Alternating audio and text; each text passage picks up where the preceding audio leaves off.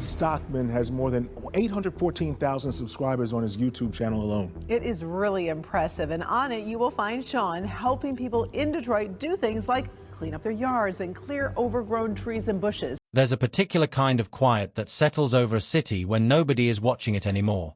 Not silence, cities are never silent, but a different kind of quiet. The kind that comes when the businesses close and don't reopen. When the houses sit empty for years and the grass grows tall enough to swallow the sidewalks. When a neighborhood stops looking like somewhere people chose to live and starts looking like somewhere people were left behind. Detroit knows that quiet well.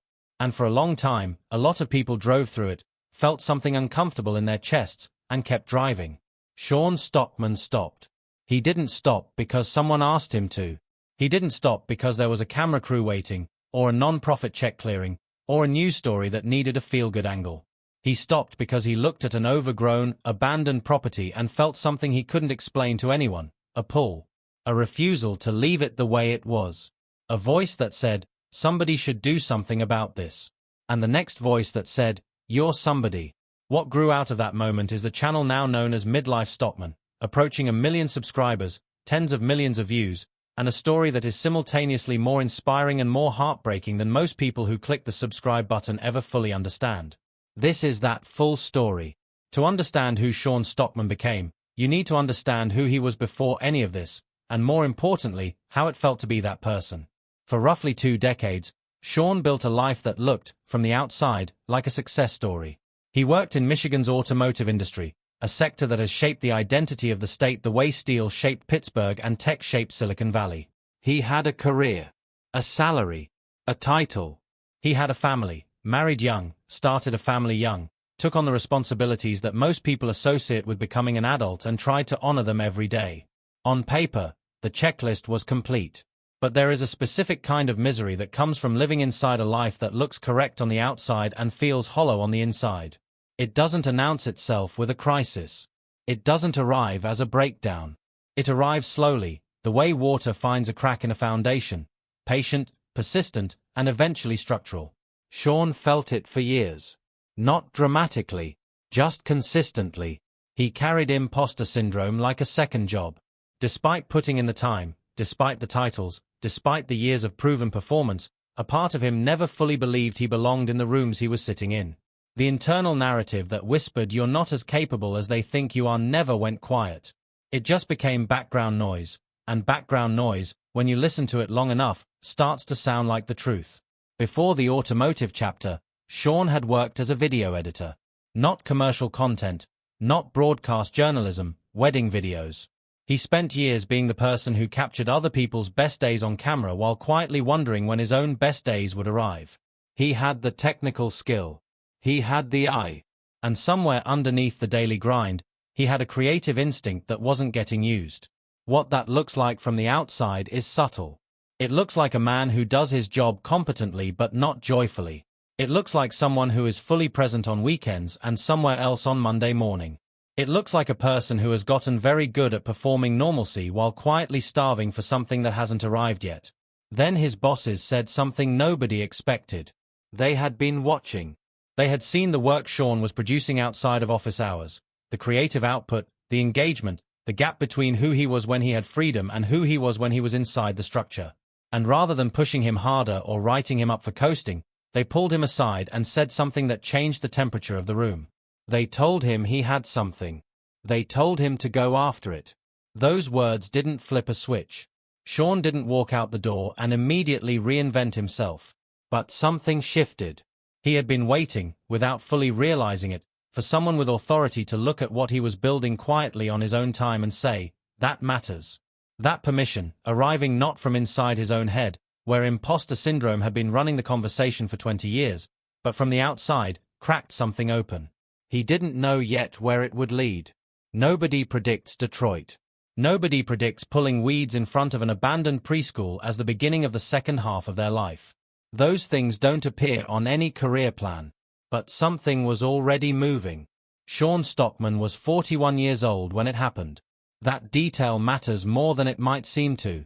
41 is not the age of fresh starts in the American cultural imagination. 41 is supposed to be the age of accepting the choices you've already made, of doubling down on stability rather than pulling the table over. Society has very specific and largely unspoken rules about when reinvention is acceptable and when it becomes concerning, and 41 tends to sit on the wrong side of that line. Sean was driving through Detroit, a city that has been used as a cultural shorthand for collapse and revival so many times that most people have stopped actually looking at it, when he passed an abandoned preschool. The grounds were consumed. Weeds had taken over the sidewalks. Overgrowth covered everything like a slow tide. The property had the look of something that had once held children's voices and was now holding silence. Most people, if they looked at all, would have felt a brief stab of something sad, and then they would have driven on. The GPS doesn't wait for grief. Sean pulled over.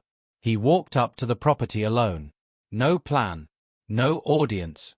No camera rolling. No idea that this moment would eventually be watched by millions of people. Just a 41-year-old man who could not make himself drive past something broken without doing something about it. He started pulling weeds with his bare hands. That afternoon became a mission. The mission, once he began documenting it, became a channel. The channel, Midlife Stockman, grew into a community. Detroit began to call him Mr. Clean. And a man who had spent 2 decades feeling like he was living slightly outside his own life finally started feeling like he was in exactly the right place. The name of the channel was never accidental. Midlife. Not midlife crisis, though Sean himself has acknowledged the two phrases share more DNA than people want to admit. Midlife mission. The distinction is real, but so is the cost. Because what he walked into, with his shovel and his truck and his growing subscriber count, was not a postcard. It was Detroit. And Detroit has things to teach you that the inspirational montage will never show. It is worth pausing here to say something clearly. Sean made this leap with no safety net of self-employment experience. He had never once, in his entire adult life, worked for himself. He had always been inside a structure, a payroll, a hierarchy, a company with HR and a benefits package and a defined path. Then suddenly there was none of that. Just a camera, a mower, and faith. He has called the experience exactly what it was: terrifying. Not exhilarating. Not freeing, at least not at first. Terrifying. The kind of terrifying that wakes you up at 3 a.m. and asks if you've made a catastrophic mistake. His wife Tessa was there. She believed in the vision before it looked like anything, when it was still just a guy with grass stains and a channel with a few hundred subscribers. Her role in the story is rarely the headline, but it is always the infrastructure. Behind every heavy cleanup in 90-degree heat is a partnership that made it possible to keep going. If you find the Midlife Stockman channel and start watching the transformation videos, you will be struck by how satisfying they are. Before footage of a completely overtaken yard. After footage of clean lines and curbside dignity. There is something deeply human about watching order come out of chaos, about watching effort be rewarded with visible result. What the thumbnails don't prepare you for is the other footage. The footage where someone calls the police, not as a threat, but on Sean. While he is cleaning a property whose owner asked him to be there. While he is doing work that is entirely free. While he is covered in sweat and clearly mid-job. This is not an isolated incident.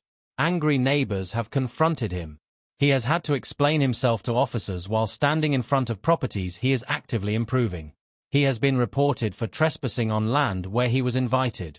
He has had to navigate hostility that, from the outside, looks baffling. Why would anyone be angry about this? But from the inside of Detroit's history makes a complicated kind of sense. When a neighborhood has been promised improvement and delivered neglect, when outsiders have shown up with cameras and plans and then disappeared, when generosity has historically been a prelude to something extractive, kindness stops reading as kindness. It reads as a setup. It reads as a reconnaissance mission for something nobody is telling you yet. The distrust is not irrational. It is earned. And Sean has had to walk into that distrust, repeatedly, with patience he didn't always naturally have, and earn the right to be seen as what he actually is. In one documented moment, a neighbor is driving around the block, visibly agitated, trying to file a complaint. Sean looks at the camera with a steadiness that is either impressive or quietly heartbreaking. He says that the property might not be worth it, that the city asked him to come, that they'll see what happens when the officers arrive. There is no performance in his face. Just the patience of someone who has been here before. That patience is not a personality trait. It is a callus. It forms over repeated exposure to friction. And it costs something every time, even when the surface looks smooth. Then there is the purely physical cost. Sean is doing hard labor, real, unrelenting, 90-degree heat manual labor. Not occasionally. Not as a hobby. Professionally, repeatedly, month after month. Some jobs run close to 3 full days. Multiple equipment changes, cases of water, every tool pushed to its limit. This is a man in his early 40s grinding his body through conditions that would flatten most people by lunchtime, and then doing it again. And then there was the afternoon that sits differently from all the others. Sean was alone on a property. A routine day. Nothing suggesting anything would go wrong. Something did. He posted about it afterward, still visibly unsettled, describing standing there feeling grateful to still be okay, calling it a real moment of fear, saying it could have dramatically changed his life. He called it his closest call to that point. He kept working the next morning. He went back. The camera never fully captures how much that cost. For every property on the channel, there is a homeowner. And for every homeowner, there is a story that doesn't end when the truck pulls away. There was a woman Sean arrived to help who, when she understood what was happening, that a stranger had driven to her home with equipment, for free, without being asked to, broke down completely. Through tears, she told him she had been praying for someone to come. Not hoping. Not wishing. Praying. She had been sitting inside her house, looking out at a yard she couldn't manage, and her most realistic option had come down to prayer. And then one day the answer actually showed up at the door. There was Linda, 58 years old, disabled, living with cerebral palsy that affected her speech, her balance, her ability to walk without assistance. Her backyard had become unmanageable not through negligence but through circumstance. There is a difference between a yard that is neglected and a yard that belongs to someone who has no way to address it. Linda's yard was the second kind. Sean got her story through an email. He showed up. He worked for days. What he returned to her was not just a cleared yard. It was the feeling of being at home inside her own home.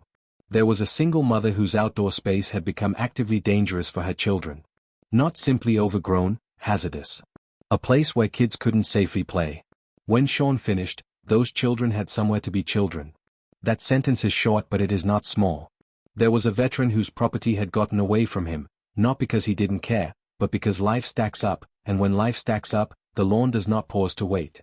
Sean showed up without making it a bigger thing than it needed to be. He just handled it. There was a woman named Erin who opened her door on a summer Monday to find Sean standing on her porch with a shovel. She thought he was there to sell her something. Cable, satellite, some guy with an angle. When she understood what was actually happening, her face changed. She told him she had been waiting for this day. After the cleanup, Sean said he used nearly every tool he owned on the property. He said it came out beautifully. He said it was one of the most satisfying jobs he'd done. What is easy to miss inside all of these moments is the weight Sean carries out of them. He does not clean yards and leave clean. He absorbs what he encounters. The woman who was praying lives somewhere inside him now. So does Linda. So do the kids. So does the veteran. Each story adds to a cumulative emotional load that has no equivalent in a normal job description. Ad revenue does not address it. Subscriber growth does not address it. A good comment section day does not address it. There is a particular kind of exhaustion that comes from making other people's pain part of your daily work. Social workers feel it. ER nurses feel it. Grief counselors feel it. It is sometimes called secondary trauma, and it is real whether or not the person experiencing it has a clinical term for it. Sean has been living inside that accumulation for years, and the people watching the before and after videos mostly see the after.